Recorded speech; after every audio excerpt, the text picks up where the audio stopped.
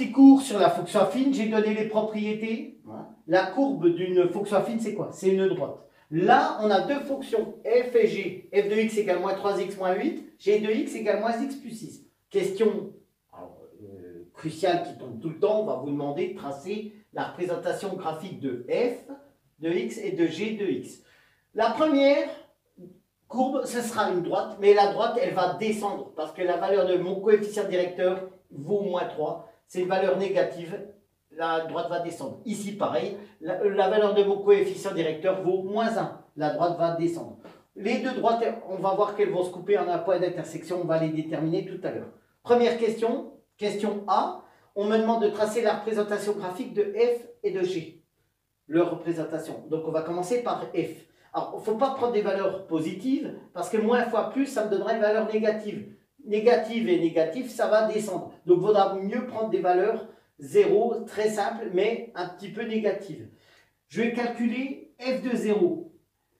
Ce calcul n'est pas très utile, mais je vais quand même le faire. Moins 3 fois 0, moins 8, ça me donne moins 8. Est-ce que c'était vraiment très utile de le faire? Bon, je le fais quand même, mais non. Parce qu'on sait que moins 8, c'est la valeur de l'ordonnée à l'origine. Donc, le point d'intersection de la droite, elle passe forcément par 0, moins 8.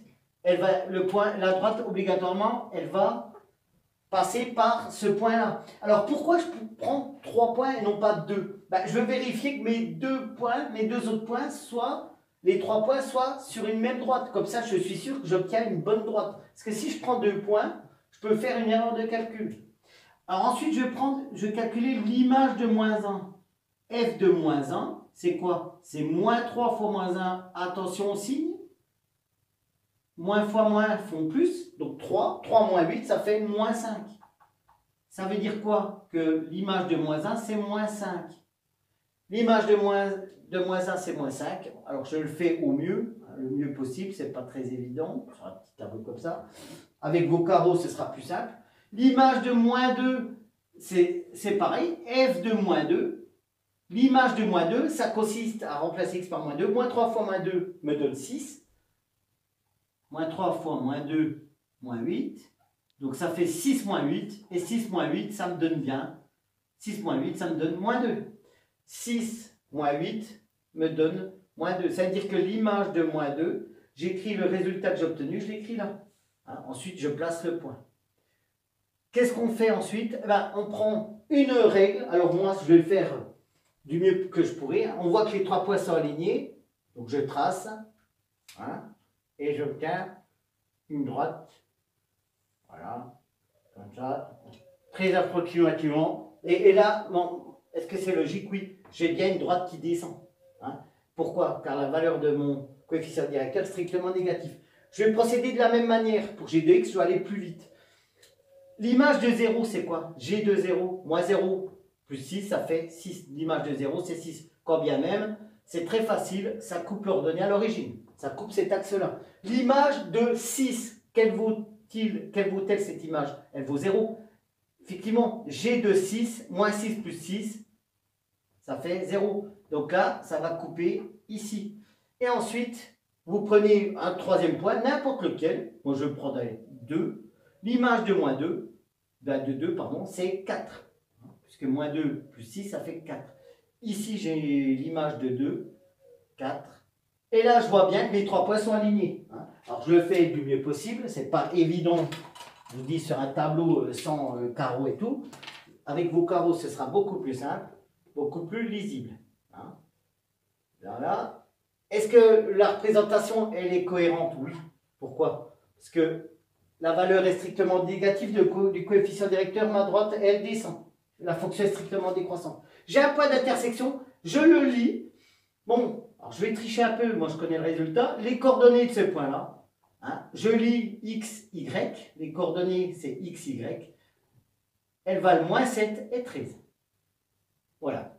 Donc on a répondu à la première question, petit a. La deuxième question, petit b, on a vu que l'image, c'est moins 7. Première valeur, vous donnez la valeur de l'abscisse, la deuxième de l'ordonnée. Et vous pouvez dire graphiquement, on lit à coordonnée moins 7, 13. C'est terminé. Et vous nommez le point. Résoudre l'équation f de x égale g de x. Si on vous demande de répondre à cette question, c'est qu'il y a une raison bien valable. Et vous allez le voir et comprendre tout de suite. F de x égale g de x. En fait, c'est une équation du premier degré à une inconnue qu'on va devoir faire. F de x égale g de x. Résolvons cette équation. Donc, f de x égale g de x revient à résoudre moins 3x moins 8 qui était égal à moins x plus 6. Et là, je vous ai fait un tuto et un cours là-dessus, comment résoudre en quelques instants une équation. Et on passe les inconnus à gauche et on passe les nombres à droite. Quand on change de terme, on change les signes.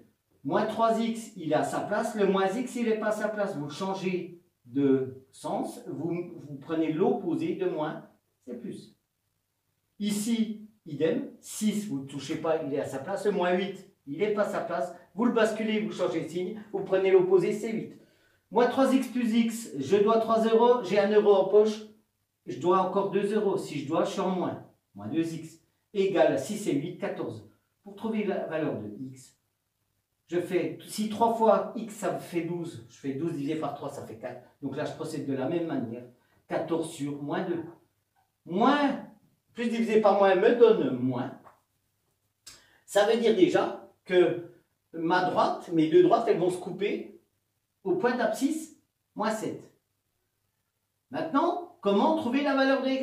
Bon, on va prendre, on va calculer, on calcule f de moins 7. On va calculer g de moins 7 et on va prier le Seigneur qu'on trouve la même chose. Hein? Moins 3 fois moins 7, moins 8, me donne moins fois moins me donne plus. Moins 3 fois moins 7, 21, 21 moins 8, 13. G de x. Je procède de la même manière. Alors là, il y a un petit piège. Moins 7 plus 6 et moins me donne plus. L'ennemi de mon ennemi, c'est mon ami. 7 et 6, ça fait 13. Donc là, f de moins 7. Alors, on va calculer. On a fini. On va calculer maintenant f de moins 7. Moins 3 fois moins 7. Moins 8. Moins fois moins me donne plus. L'ennemi de mon ennemi, c'est mon ami. 21 moins 8, ça me donne 13. Je calcule la même chose. G de moins 7.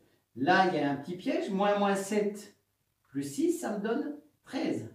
Ça veut dire quoi? Lorsque x vaut moins 7,